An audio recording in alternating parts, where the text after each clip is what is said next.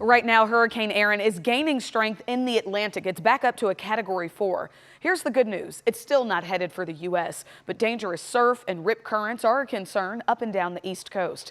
As ABC's Rhiannon Alley shows us, coastal communities in the Southeast still aren't taking any chances.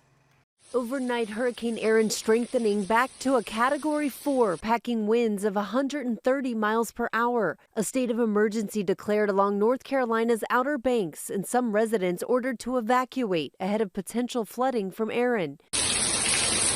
Erin bringing heavy rain and wind to parts of the Caribbean over the weekend. Its outer bands lashing the Virgin Islands and flooding parts of Puerto Rico. Thousands there without power.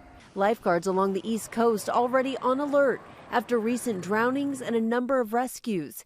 In St. Augustine, Florida, crews saving a swimmer swept nearly a mile offshore. And at New Hampshire's Hampton Beach, more than 140 people were rescued in just 1 week as so-called flash rip currents hit the coast. You could be at waist, chest depth, in the water perfectly fine, and then a set comes through, a set of waves, it kicks up the sand, it rips that sand out. Just days ago, the waters at the New Jersey shore turning deadly. Crews pulling 5 people ashore after they got caught in a rip current. A 31-year-old man did not survive.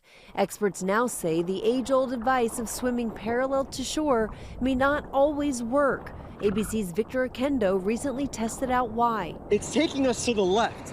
Officials now urging do less. Take a moment to determine which direction the current is flowing, then try and swim perpendicular to that direction. When you can no longer fill the pool, swim at an angle back to shore, and if you can't, float until help arrives. Rhiannon Alley, ABC News, New York.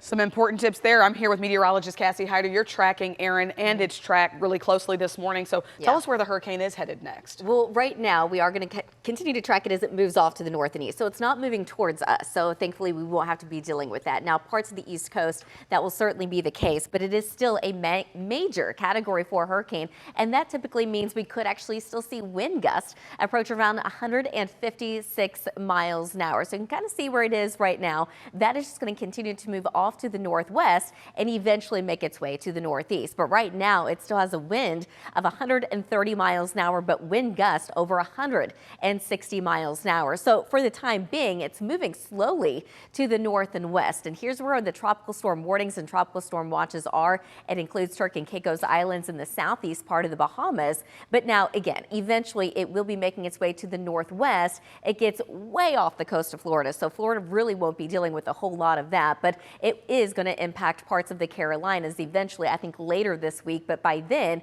it should weaken as a Category 2 hurricane. And we're talking wind gusts as high as around 110 miles an hour. So that's going to be very early Thursday morning. By the time we get into the weekend, eventually it starts to weaken even more so. It looks like by the time we get to about Saturday morning, we're going to see wind gusts as high as around 85 miles an hour. But eventually it will go away. It's going to be moving away from the United States. Again, not affecting Texas, but here at home, we will have some rain chances of our own. We're going to be talking about that coming up in just a little.